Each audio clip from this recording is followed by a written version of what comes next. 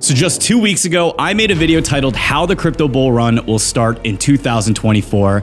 And oh yeah, can't miss out this section. Get ready today. Now look, your boy ain't always right, all right? I don't got a crystal ball, nothing like that. And look, the few times I am right though, oh yeah, y'all are definitely gonna hear it from me. Now look, the timing of that video and the way the market has popped off since then, I gotta say it's pretty crazy just because we haven't really been making too many crypto videos and I decided this was gonna be the time. So to give you some more proof on what I'm talking about, at the time I recorded the video for that episode, Bitcoin was trading at around $26,000.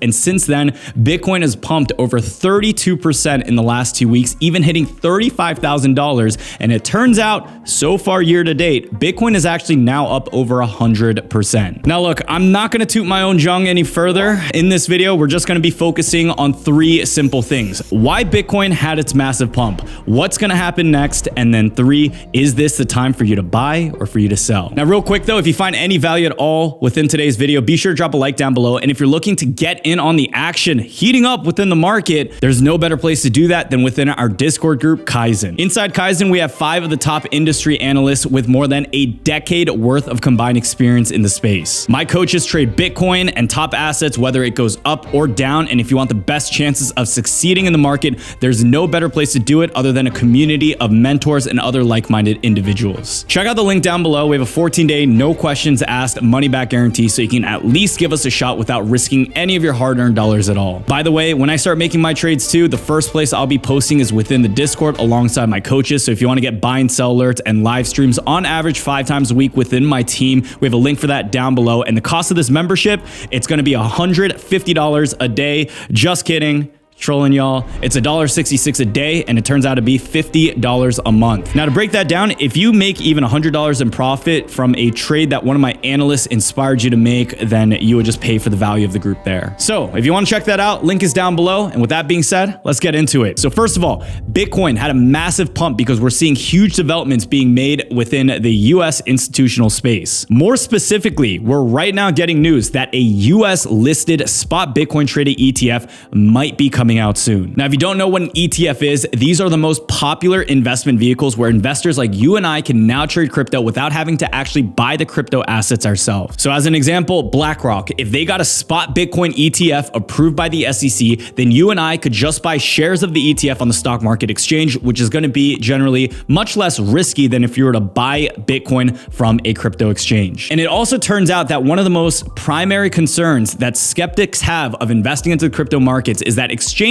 just aren't as trustworthy as they once were before. Look, I don't even blame most people. Even in the past few years, most of you should know about the most trusted exchanges that were backed by the biggest VC funds and investors all collapsed because of the rotten, malicious actors that ran them. Even for me, I'm questioning any other exchange aside from Coinbase right now. And if I'm questioning this, I'm sure that a lot of you guys are too. So this ETF will be huge because now you can buy Bitcoin through the same way that you have your 401k, your Roth IRA, or even generally your Robinhood app. So now if you're able to buy Bitcoin through some of these most vetted and protected exchanges via the stock market that have been around for a while, the same place that you have your 401k, your Roth IRA, and any other retirement fund, this is going to be unlocking a gateway for new money to enter into the space. Now, how much money should we expect? Well, Galaxy Digital said in a research note here that a spot Bitcoin ETF could attract at least $14.4 billion of inflows in just the first year. Now, at the current moment though, no ETF has actually been approved. So why did the market pump 30%? So first, if you didn't know, all of this actually happened from just one tweet, which actually turned out to also be false. One of the biggest crypto news outlets, Cointelegraph, broke the news through a tweet that the SEC approved a spot ETF. Shortly after that, Cointelegraph came out with this tweet: "We apologize for a tweet that led to the dissemination of inaccurate information regarding the BlackRock Bitcoin ETF.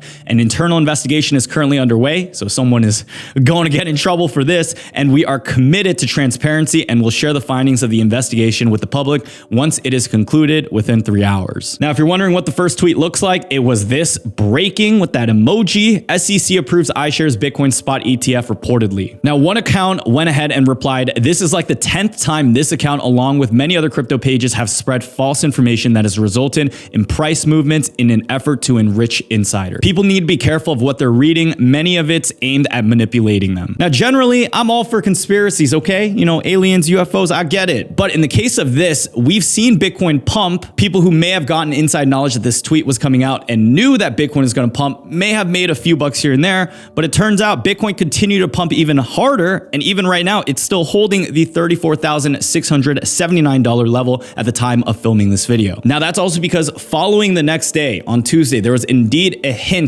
that an ETF approval was coming soon on, and that's because on the Depository Trust and Clearance Corporation's website, we saw a ticker for BlackRock's Bitcoin ETF show up and then shortly removed after. This is one of the reasons why the price action locked in, and it sent Bitcoin over past $35,000 within a very short period of time. Now, here's the kicker to this story here.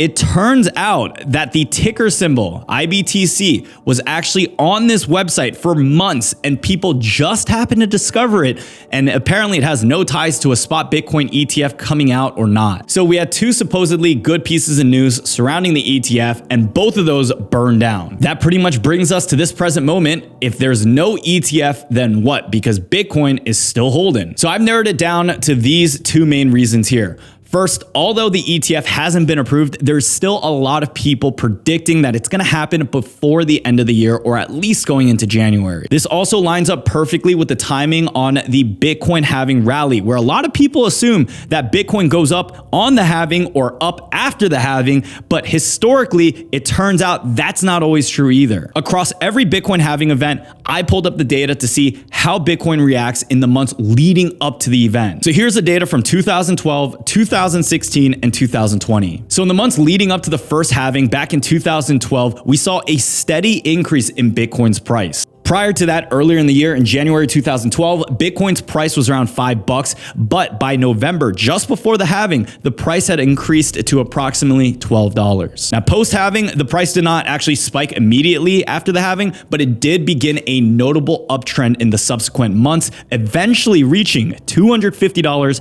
by April of 2013. So $5 all the way up to $250 was insane. That was one of the first OG crypto bull runs, but then after that, obviously, we saw the cycle. Crypto bull run, we have the summer, everyone is blossoming, they're having a good time, and then we have the crypto winter. Things cool down significantly, and the next time we saw the halving was leading up to 2016. It was around this time where Bitcoin's price experienced significant volatility in the months leading up to the 2016 halving, where in January, the price was around $430, but by the time of the halving, which happened in July, the price has risen to approximately $650. Now, similar to the 2012 halving, the price did not skyrocket right after the event. However, the year after was very favorable for Bitcoin, where the price reached the all-time high of over $20,000. This happened by December 2017. So after that, we had the crypto winter. Now, the months following the halving saw a parabolic rise in Bitcoin's price, but by December 2020, Bitcoin's price had surpassed the $28,000 mark, and in 2021, it then again reached the new all-time highs that we all saw, which is over $69,000. So look, I'm all about using data to get a better indication or prediction of what we can see next, but I'm also in favor of knowing that the past does not always correlate to a guaranteed future. Now, it's worth noting that while the price of Bitcoin has historically trended upwards following these halving events, other factors could still heavily influence what Bitcoin does for this year. So this is going to include macroeconomics, regulatory changes, institutional adoption, technological advancements, and the overall sentiment within the market. Now, I went even deeper into the bullish reasons. I actually had 7 reasons that I elaborated and expanded upon in my video from a few weeks ago. So I highly recommend for anyone who hasn't seen that yet to go ahead and watch that again if you want to have a better picture of the positioning that Bitcoin is setting itself up to have for this upcoming year. Now, to answer the question of any of the bears that are watching this video, could Bitcoin crash and retrace again? And my answer is definitely yes. Now, although this past year has actually been really good for Bitcoin, it is technically pumped in the most recent months off of no real concrete news. At this point, I believe greed is significantly driving the market, and we can even see this backed up by the data from the Crypto Fear and Greed Index, which for the first time in a while has now turned greed into the more greedy aspect of the entire market. So like I said earlier, if you're trading Bitcoin, check out our group down below. I have analysts playing both sides to this, but for me, here's what I'm doing. I'm a long-term investor, and I still believe in the future of Bitcoin. And I believe that the future for 2024 and 2025, Bitcoin will be significantly higher than it is today. In my next upcoming video, I'm gonna dive even more deep into how I'm playing both sides of the market and what I plan to do in order to capitalize on the volatility that we're seeing now. If you guys did enjoy today's update, be sure to drop a like. I appreciate you guys. And yeah, I'm looking for more feedback, guys. You know, we're really in an interesting spot right now. If crypto goes up, I do want to consider even bringing back live streams. That was such a fun moment where I could just chat it up, interact with you guys too. And I'd love for us to all make money together, but it is a bit early for that, okay? We don't really know what's gonna happen next. And at the end of the day, whoever you listen to, whether it's me or someone else, take this information, take the data that we've seen happen in the past and use it for your own decision making. If anyone says they know exactly what's gonna happen or they're predicting this or that, it's just a prediction. No one actually knows what's gonna happen. Now that's the truth, and I always want you guys to have the truth behind this virtual screen that you see me in here. I appreciate you guys. I love you guys. I'll see you all in the next video. Peace out.